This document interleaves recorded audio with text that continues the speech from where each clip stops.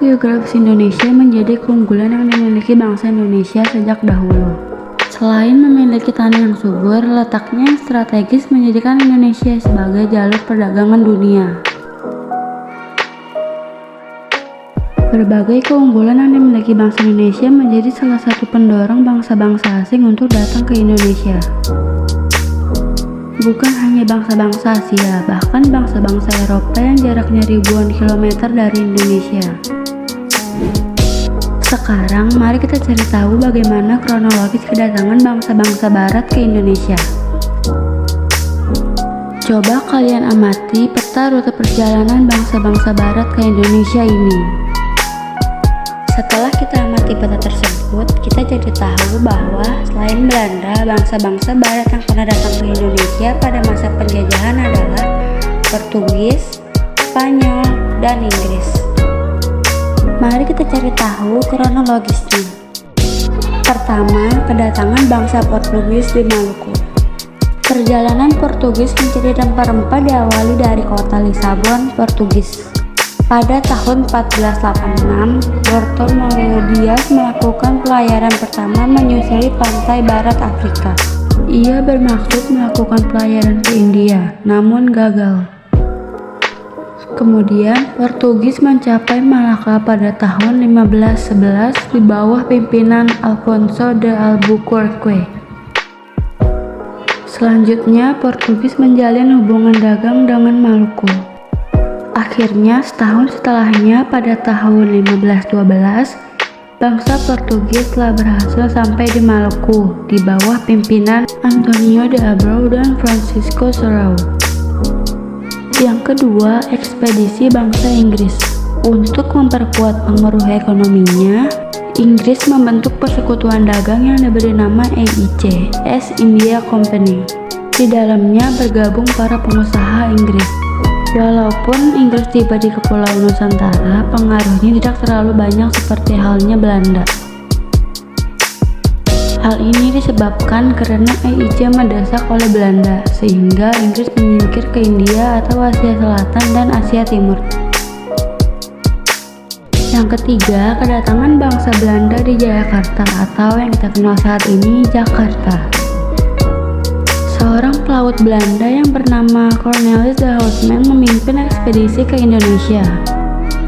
Pada tahun 1595, armada de Houtman mengarungi ujung selatan Afrika.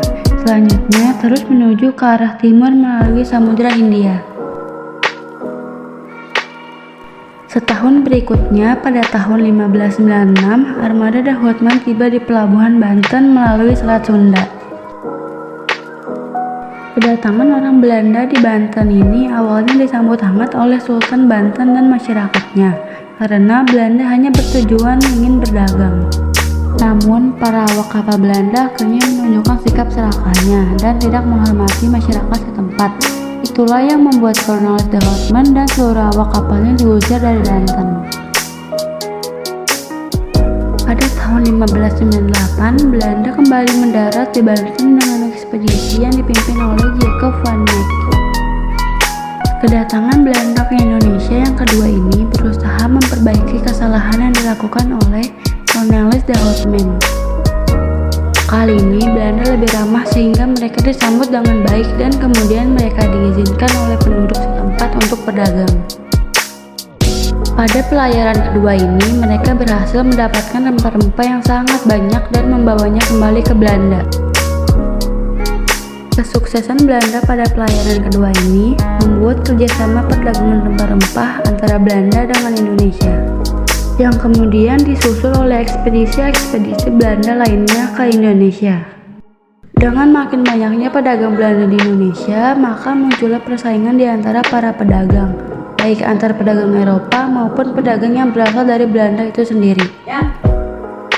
Akhirnya, untuk mencegah persaingan yang tidak sehat di antara para pedagang, pada tahun 1602 Belanda mendirikan persekutuan dagang yang bernama Verenigde Oost-Indische Compagnie atau lebih dikenal dengan VOC.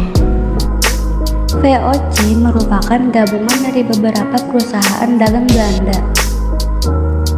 Pada mulanya, Gubernur Jenderal VOC yang pertama yaitu Peter Both mendirikan pusat perdagangan VOC di Ambon, Maluku.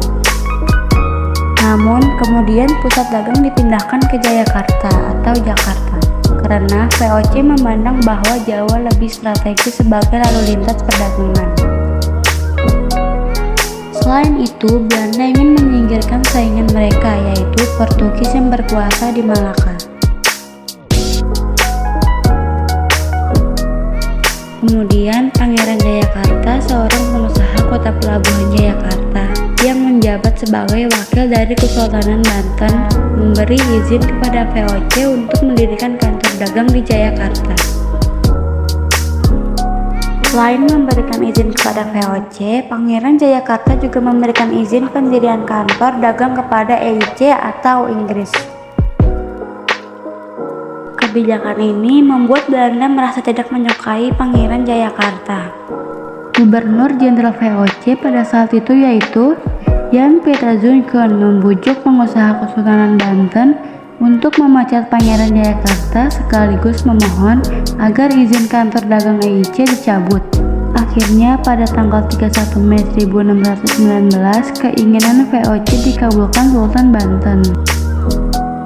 Momentum inilah yang kemudian menjadi mata rantai kekuasaan VOC dan Belanda di Nusantara pada masa berikutnya. VOC menikmati keleluasan dan kelonggaran yang diberikan oleh penguasa Banten. Seiring waktu, Jayakarta oleh VOC diubah namanya menjadi Batavia. Untuk mendukung aktivitasnya, VOC mendirikan benteng sebagai tempat pertahanan, pusat kantor dagang, dan pemerintahan. Pengaruh VOC di Indonesia menjadi semakin kuat dengan dimilikinya hak istimewa atau hak oktroy yang diberikan oleh Parlemen Kerajaan Belanda. Salah satu hak oktroy VOC adalah melakukan monopoli perdagangan rempah-rempah.